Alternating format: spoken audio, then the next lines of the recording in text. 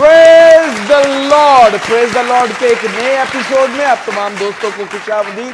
आप देख रहे हैं जीसस क्राइस्ट टेलीविजन और आपका पसंदीदा शो प्रेज द लॉर्ड। दोस्तों, बहुत सारे टॉपिक आज तक हमने कवर किए हैं, बहुत सारे खादमों को बुलाया और ये 9th सीजन चल रहा है प्रेज का। जब से जीसस क्राइस्ट टेलीविजन ने अपनी नशरियात शुरू की है, प्रेज द लॉर्ड का शो हमारा एक परमानेंट शो है जिसमें बहुत सारे खादमीन आकर खुदा के कलाम को आपके सामने पेश करते हैं और बहुत सारी ज़िंदगियाँ तब्दील होती हैं और खुदा यीशु मसीह को जलाल मिलता है, बाप को जलाल मिलता है, बेटे को जलाल मिलता है, रूह कुदस को जलाल मिलता है। हम खुदावंद की तारीफ करते हैं और खुदावंद को मुबारक कहते हैं। दोस्तों, आज हमारा टॉपिक जो है वो भी बहुत खूबसूरत टॉपिक है। खुदावंद जो है वो हमें समझ और हिकमत अता करे आज, ताकि हम इस टॉपिक के ऊपर जब हम गुफ्तगू करें तो आप बरकत पाएं और आपकी ज़िंदगियों के अंदर गहरा काम हो। और जीसस क्राइस्ट टेलीविजन की ये ख्वाहिश है कि कोई भी शख्स अदम मार्फत की वजह से हलाक ना हो, बल्कि खुदा के कलाम को जानता हुआ, खुदा के कलाम के ऊपर अमल करता हुआ आगे बढ़ता चला जाए। आज मेरे साथ शामिल गुफ्तगू हैं जो किसी तारफ के मोहताज नहीं, रेमा बाइबल कॉलेज में प्रिंसिपल हैं, रेवरेंड डॉक्टर सरवर मसीह। आप भरपूर तालियों में उनको वेलकम कहते हैं। Welcome in the show sir जी। और दोस्तों, आज हमारा टॉपिक जो है वो बड़ा खूबसूरत है, ब्लड ऑफ जीसस क्राइस्ट, यानी यीशु मसीह का लहू। Welcome pastor ji. Thank you very much doctor साहब।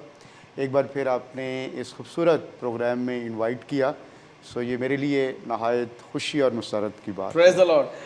पास्टर साहब, टॉपिक भी बड़ा कीमती है और है भी खूबसूरत टॉपिक, और खुदावंद जो है इस आज की जो गुफ्तगू है, मेरा ईमान है कि खुदावंद लोगों को बरकत देगा। ब्लड ऑफ जीसस की अहमियत क्या है? जी, thank you very much. So doctor साहब, जब हम लव्स ब्लड, जिसके लिए उर्दू वर्ड जो है हम लहू, खून, और फिर इसके लिए जो हिब्रू वर्ड यूज़ होता है, इससे मुराद दामिम, और जो ग्रीक वर्ड है हेमा, और इन दोनों और इवन के तमाम तर लैंग्वेज के अंदर जो वर्ड इसके लिए यूज़ हुए हैं, उससे मुराद ज़िंदगी है।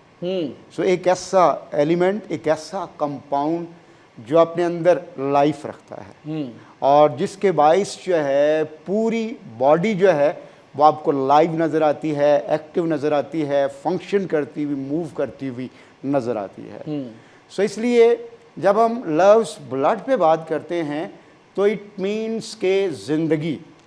और जब आप खुदावंद यीशु मसीह के ब्लड की बात करते हैं तो इससे क्या मुराद है, इसकी अहमियत क्या है, तो लाजमी है कि हम इसको पुराने अहदनामा में भी देखें, क्योंकि खुदावंद यीशु मसीह के खून की जो पिक्चर है वो हमें ओल्ड टेस्टामेंट में भी नज़र आता है। इवन के पैदाइश की किताब में जब आदम और हवा से गुनाह सरजद हुआ तो कलाम मुक़द्दस में हम पढ़ते हैं कि खुदावंद ने उनके लिए चमड़े के कुर्ते बनवाए। उनके लिए चमड़े के कुर्ते बनाए। इस तरह खुदा ने उनको कवर किया।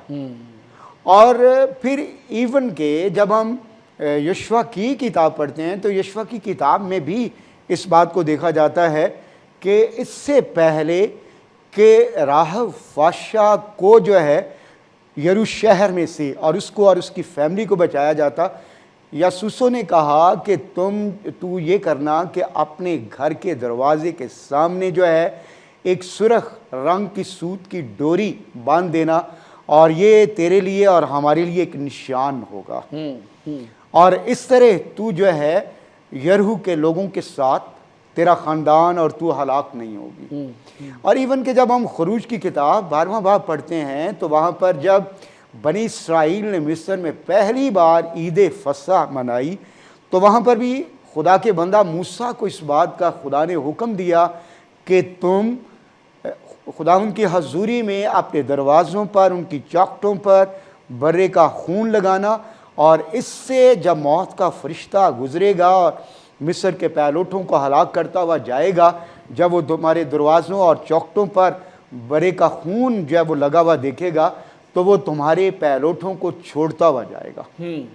और देन इब्राहिम की ज़िंदगी में भी हम देखते हैं کہ ابراہیم کے بیٹے اسحاق کو جب ابراہیم قربان کرنے کے لیے کوہ موریہ پر لے گیا تو وہاں پر کلام اس بات کو بیان کرتا ہے کہ اس کی جگہ پر خدا نے ایک مینڈا مہیا کیا اور جس کے سینگ جو ہیں وہ جھاڑی میں پھنسے ہوئے تھے، اور جب عین اس وقت پر جب ابراہیم اپنے بیٹے کو قربان کرنے کو تھا تو اس وقت جو ہے اس نے خداوند نے کہا کہ اپنے بیٹے کو قربان نہ کر.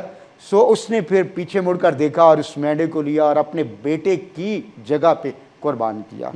سو بائبل مقدس جو ہے جب ہم اناجیل کا مطالعہ کرتے ہیں اور خطوط کا مطالعہ کرتے ہیں تو ان جگہوں پہ ہم خداوند کی حضوری میں کلام مقدس کے اندر ہم اس بات کو دیکھ سکتے ہیں کہ خداوند یسوع مسیح کا خون ہمیں تمام گناہوں سے پاک کرتا ہے.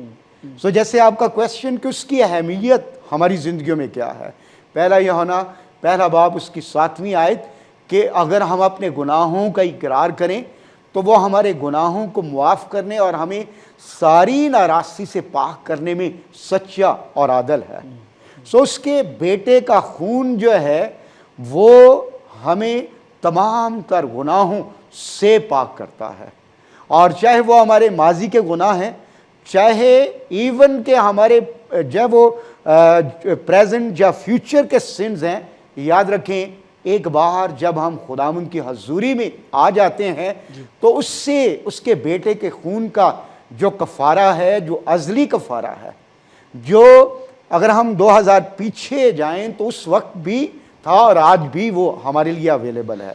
اور وہ اس لیے خداوند کا کلام اس بات کو بیان کرتا ہے جب ہم یوحنا کی انجیل 3 باب 16ویں آیت پڑھتے ہیں کہ خدا نے دنیا سے ایسی محبت رکھی کہ اس نے اپنا اکلوتا بیٹا بخش دیا تاکہ جو کوئی اس پر ایمان لائے ہلاک نہ ہو بلکہ ہمیشہ کی زندگی پائے. بس اب یہاں پہ ایک چھوٹا سا پاز لینا چاہوں گا کیونکہ آپ نے بہت سارے واقعات کا ذکر کر دیا ہے. تو اس میں سے سگنیفیکنٹ جو ہے موسٹ سگنیفیکنٹ اگر ہم ابراہیم اور اسحاق کی جو سٹوری ہے اس کو پک کریں، وہاں پر بھی عوضی کا تصور جو ہے ہمیں ملتا ہے، اور برے کو ایز اے عوضی لیا گیا اور خون بہایا گیا، اور خون بہانے کے وسیلہ سے جو ہے وہ ایک طرح سے بچ گیا، اسحاق جو ہے وہ بچ گیا. اور اگر دوسرا حوالہ آپ جو کہہ رہے ہیں خروج کی کتاب کے اندر تو وہ بنی اسرائیل کا ہے، جب ملک مصر سے انہوں نے نکلنا تھا تو موت کا فرشتہ آیا اور خداوند نے کہا کہ ایک برے کو ذبح کرو، اس کے خون کو لے کر لگاؤ. تو وہ بھی جو ہے وہ ایک جو ہے وہ ایک عوضی کے طور پر جو ہے وہ دیکھا گیا کہ لہو جو ہے وہ ایک عوضی کے طور پر جو ہے وہ پیش کیا گیا پرانے عہد کے اندر بھی. اور اگر آپ خیمہ اجتماع کے اندر دیکھیں تو وہاں پر بھی قربانیاں جو عوضی کے طور پر پیش کی جاتی تھی. تو کیا یہ اہم ہے کہ برے کا خون بھی جو ہے وہ عوضی ہو یا وہ ہے ہی عوضی؟ ڈیفینیٹلی میں ایک چیز بات جو ہے وہ یہاں پر ضرور کلیئر کروں گا کہ جب ہم اعبار کی کتاب اس کا 17واں باب پڑھتے ہیں تو وہاں پر خداوند نے اپنے لوگوں سے کہا کہ جسم کی جان جو ہے وہ خون میں ہے اور میں نے تمہاری جانوں کے کفارہ کے لیے اسے مذبح پر رکھا ہے. اور پھر عبرانیوں کا مصنف اس بات کو بیان کرتا ہے کہ بغیر خون بہائے معافی نہیں ہے. سو اس لیے جیسے پرانے عہد نامہ میں ہم اس بات کو دیکھ رہے ہیں کہ جیسے ابھی آپ نے بنی اسرائیل کے جو ہے وہ مصر سے رہائی کے وقت یا پھر اس کے ساتھ ساتھ ابراہیم کے بیٹے اسحاق کی جو ہے وہ قربانی کے وقت وہاں پر ہم عوضی کو دیکھتے ہیں. سو بنیادی طور پر وہاں پر اس کے بیٹے کے لیے جیسے عوضی کے طور پر ایک رینسم کے طور پر اس کی جو ہے وہ جگہ پر مینڈا قربان ہوا، بنی اسرائیل کے جو ہے وہ پہلوٹوں کے لیے جو ہے ایک برہ قربان ہوا. سو اسی طرح کلام یہ کہتا ہے جو جان گناہ کرے گی سو مرے گی. سو اس لیے سب نے گناہ کیا، خدا کے جلال سے محروم ہے. سو یہاں پر یہ ساری باتیں آ جاتی ہیں کہ وہ کفارہ یا وہ عوضانہ جو تھا وہ رینسم جو تھا وہ ٹیمپریری تھا, وہ عارضی تھا, جی کیونکہ بروں اور بکروں کا خون جو ہے وہ پرماننٹ نہیں ہو سکتا, وہ ہمیشہ کے لیے نہیں ہو سکتا. سو اس لیے جو جان گناہ کرے گی سو مرے گی. آدم اور حوا سے خدا نے کہا جس دن تو نے اس میں سے کھایا تو مرا. سو اس لیے وہ گناہ کے باعث روحانی اعتبار سے اس کی ڈیتھ واقع ہوئی, اور وہ ڈیتھ بیسیکلی ایسے تو نہیں نظر آتی تھی, فزیکلی ڈیتھ تو نہیں نظر آئی, لیکن الٹیمیٹلی ہم دیکھتے ہیں کہ وہ 930 ایئرس کے بعد اس کی ڈیتھ ہو بھی گئی. لیکن تو بھی اس ڈیتھ سے مراد بنیادی طور پر تھی کہ تم اس سے جدا ہو گیا, تم اس سے الگ ہو گیا, تیری جب اس سے جو فیلوشپ جو کمیونین ہے وہ ختم ہو گئی. سو اس لیے اس رشتے کو, اس کمیونین کو, اس فیلوشپ کو بحال کرنے کے لیے اور اس ڈیتھ کو پھر سے زندگی میں بدلنے کے لیے لازم تھا کہ کوئی شخص ایسا آئے جو آدم کی جگہ پہ قربان ہو. نسل انسانی جو آدم سے آگے چلی اور جن کی زندگیوں میں آدم کا گناہ جب وہ نسل در نسل منتقل ہو گیا, سو آدم کے گناہ کے باعث موت جو ہے گناہ کے باعث ساری زندگیوں میں منتقل ہوئی. اس لیے ضروری تھا کہ کوئی ایسا شخص ہو جو آدم کی نسل سے ہو اور وہ ان کی جگہ پہ قربان دے. اب ایسا بھی نہیں تھا کہ کوئی شخص جو ہے وہ پاک ہو, کیونکہ آدم کے گناہ کے باعث ساری نسل انسانی جب وہ گناہ میں آ گئی. اور ایون کہ بائبل مقدس میں بہت سارے ایسے کریکٹر بھی ہمیں نظر آتے ہیں, جیسے یوسف کا کریکٹر, دانیل کا کریکٹر. بظاہر ان کرداروں میں ہمیں ان خدا کے بندوں کی زندگیوں میں کوئی سن ہمیں نظر نہیں آتا, لیکن تو بھی آدم کا سن ان میں بھی موجود ہے. سو پرانے عہد نامہ میں کوئی بھی ایسا شخص نہیں ہے, ایون کہ نئے عہد نامہ میں بھی کوئی ایسا شخص نہیں تھا کہ جو آدم کی جگہ پہ کفارہ دے, کیونکہ اس کے لیے لازم تھا کہ پاک ہو. اور بائبل مقدس نئے عہد نامہ میں اس بات کو بیان کرتی ہے کہ دیکھو خدا کا برہ جو دنیا کا گناہ, جہان کا گناہ اٹھا لے جاتا ہے. اور پلاطوس نے بھی یسوع کے بارے میں کہا کہ دیکھ میں اس میں کوئی گناہ نہیں پاتا. یسوع نے خود یہ کہا کہ تم میں سے کون ہے جو مجھ پر گناہ ثابت کر سکے. سو کفارے کے لیے یا عوضی ہونے کے لیے لازمی تھا کہ کوئی شخص ایسا ہو جس کی زندگی میں گناہ نہ ہو. اس لیے خدا نے اپنے بیٹے یسوع مسیح کو اس دنیا میں بھیجا. وہ جیسے یوحنا اس بات کو بیان کرتا ہے, ابتدا میں کلام تھا, کلام خدا کے ساتھ تھا, کلام ہی خدا تھا. اور پھر 14ویں آیت میں, یوحنا کی انجیل اس کے پہلے باب کی 14ویں آیت میں کلام اس بات کو بیان کرتا, اور کلام مجسم ہوا اور فضل اور سچائی سے معمور ہو کر ہمارے درمیان رہا. سو وہی کلام, وہی خدا کا بیٹا جو ازل سے باپ کے ساتھ تھا, جو ازل سے باپ کی گود میں تھا, اس نے انسانی شکل اختیار کی, ہیومینٹی میں آیا. حالانکہ وہ خدا ہے, لیکن ہماری خاطر, بنی نوع انسان کی خاطر وہ انسان بن گیا تاکہ کامل کفارہ ہو سکے.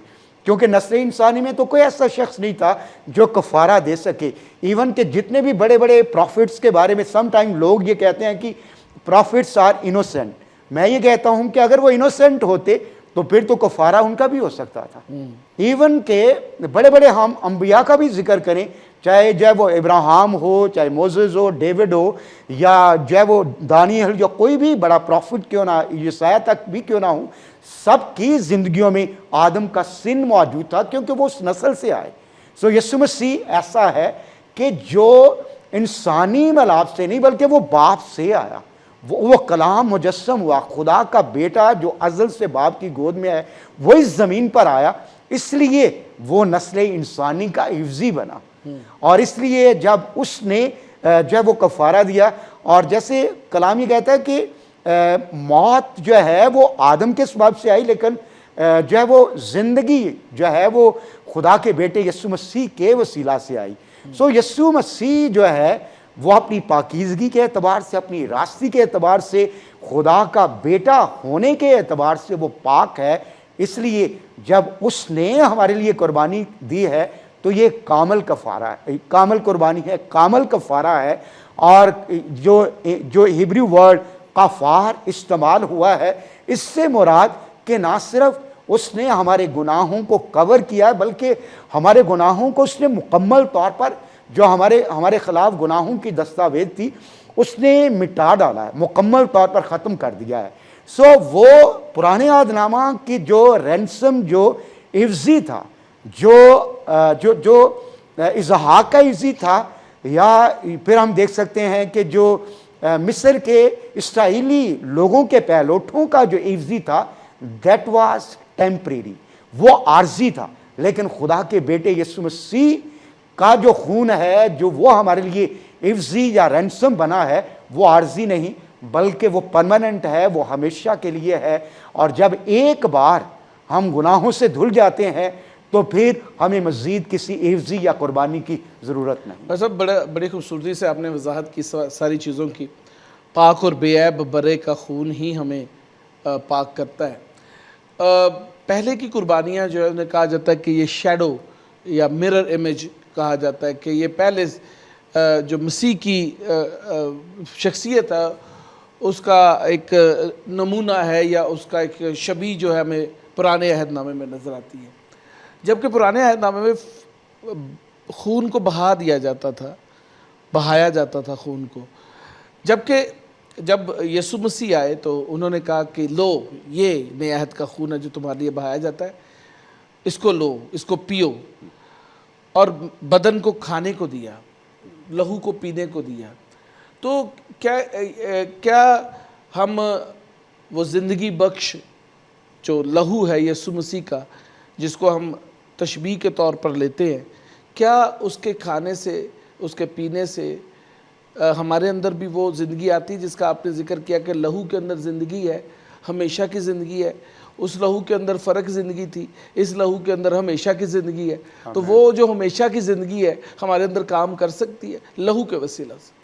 جی ڈیفینیٹلی, کیونکہ جو جانوروں کا خون تھا وہ عارضی تھا, وہ ٹیمپریری تھا, لیکن خداوند یسوع مسیح کا خون جو ہے وہ ہمیشہ کی زندگی ہمارے لیے رکھتا. اور جب ہم یوحنا کی انجیل اس کا 6 باب اور اس کی ورس 54 سے آنورڈ پڑھتے ہیں تو وہاں پر خداوند یسوع مسیح نے یہ کہا کہ جو میرا گوشت کھاتا اور میرا خون پیتا ہے اس میں ہمیشہ کی زندگی ہے. اور پھر اس کے بعد نیکسٹ ورسز میں اس نے کہا کہ جو میرا گوشت کھاتا میرا خون پیتا ہے تو خداوند نے کہا کہ میں اسے آخری دن زندہ کروں گا. اور ڈاکٹر صاحب میں ہمیشہ یہ بات کہتا ہوں کہ وہی مردے جی اٹھیں گے جو خداوند یسوع مسیح کے گوشت اور خون میں شریک ہوتے رہے ہیں, جو خداوند کی میز میں شریک ہوتے رہے ہیں. سم ٹائم میں نے دیکھا ہے کہ بہت سارے لوگ ایسے بھی ہیں خداوند پر ایمان لے آتے ہیں اور خداوند کے ساتھ زندگی بھی گزارے ہوتے ہیں, لیکن وہ اس جو ہے وہ حکم کو جو خداوند نے دیا اور جو خداوند کے بندہ پولس رسول نے بھی اس کو 1 کرنتھیوں 11 باب میں ریپیٹ بھی کیا کہ خداوند نے مجھے یہ کہا کہ خداوند نے جس رات پکڑوایا گیا اور اس نے کہا کہ یہ میرا بدن ہے, اور اس کے بعد پیالہ لیا اور اس نے کہا یہ میرا خون ہے. سو یہ چیزیں جو ہیں میں سمجھتا ہوں کرسچنز کو, ایمانداروں کو, مقدسین کو آج بھی اپنی زندگیوں میں لینے کی ضرورت ہے. اور یسوع مسیح نے جیسے میں نے پہلے کہا کہ 6 باب کی 54 آیت سے آنورڈ یہ کہا کہ اس میں زندگی ہے اور وہ شخص آخری دن زندہ کیا جائے گا. اور پھر اس کے بعد جو ایک اور بات کہی کہ جو میرا گوشت کھاتا اور میرا خون پیتا ہے وہ مجھ میں قائم رہتا ہے. بالکل. اور پھر اس کے بعد جو اور بات کہی کہ وہ جیسے جو مجھ میں زندگی ہے جو میرا گوشت کھاتا ہے ویسے ہی اس میں بھی زندگی, اور ویسے ہی جیسے میں زندہ ہوں ویسے ہی وہ بھی زندہ رہے گا. سو اس لیے آج مقدسین کو اس بات کے لیے خداوند کی حضوری میں جو ہے وہ ہمیشہ کی زندگی کے لیے اور عید جو ہے وہ ریزریکشن ڈے میں شریک ہونے کے لیے, ہمیشہ اس کے ساتھ قائم رہنے کے لیے اور ابدی اعتبار سے زندہ رہنے کے لیے. اور اس کے ساتھ ساتھ جیسے خداوند نے اور پولس رسول نے بھی یہ باتیں کہیں کہ جو اس کا گوشت کھاتا ہے اس کا خون پیتا ہے اس میں ہمیشہ کی زندگی ہے, تو آج ہمیں اس ایلیمنٹ کو جو 2 میجر باتیں خداوند نے جن باتوں کا حکم دیا ہے کہ واٹر بیپٹزم اور اس کے ساتھ ساتھ ہولی کمیونین, اس میں شریک ہونا ضروری. اور ابتدائی کلیسیا کے بارے میں میں بھی لوکا اس بات کو بیان کرتا ہے دوسرے باب کی 42ویں آیت میں اعمال کی کتاب میں کہ وہ جو ہے وہ تعلیم پانے اور روٹی توڑنے میں. سو اس لیے یہ ضروری چیزیں ہیں جن میں خداوند کی حضوری میں ایمانداروں کو مقدسین کو شریک ہونا بہت خوبصورت بات, بہت خوبصورت بھائی صاحب, کیونکہ بہت سارے لوگ ایماندار ہونے کے باوجود بھی جو ہے مسیح کے بدن میں اور اس کے خون میں شریک نہیں ہوتے. تو جو شریک نہیں ہوتے ہمیشہ کی زندگی ان میں نہیں ہے, ہمیشہ کی زندگی اس میں ہے جو شریک ہوتا ہے. اس کی ایک ریزن جو ہے وہ یہ بھی ہے کہ سم ٹائم لوگ جو ہیں وہ پرانے عہد نامہ کو پڑھتے ہوئے, کیونکہ کئی بار یہ کہا جاتا تھا کہ وہ اگر جو ہے وہ ناپاکی کی حالت میں خیمہ اجتماع میں نہیں جا سکتے, اور پھر یہ ہے کہ اگر کسی طور پہ بھی سن کی حالت میں ہے وہ نہیں کر سکتے. لیکن ہم نئے عہد نامہ میں ہیں اور ہم پرانے عہد نامہ کی شریعت سے اور لعنت سے آزاد ہو کر جو ہے یسوع مسیح کے وسیلہ سے ہم لعنت سے چھوٹ کر ہمیشہ کی زندگی میں داخل ہو گئے ہیں. اور سمپلی اگر ہم سے کسی طرح کا کچھ سن سرزد بھی ہو گیا ہے, سمپلی ہم اقرار کریں, اور ہم چاہے کس بھی حالت میں ہیں, چاہے جسمانی کمزوری کی حالت میں بھی ہیں, سو اس میں کہیں پر کوئی ریسٹرکشن نہیں ہے کہ ہم اس حالت میں ہوں تو ہم شاعر بانی میں شریک نہیں ہو سکتے. سمپلی ہم خداوند کی حضوری میں اقرار کریں اور خداوند کی حضوری میں اپنی کمزوری خطاؤں کو اقرار کرتے ہوئے برے کا خون اپنے اوپر لیتے ہوئے ہم خداوند کے ہیکل میں جائیں, خداوند کی میز میں شریک ہوں.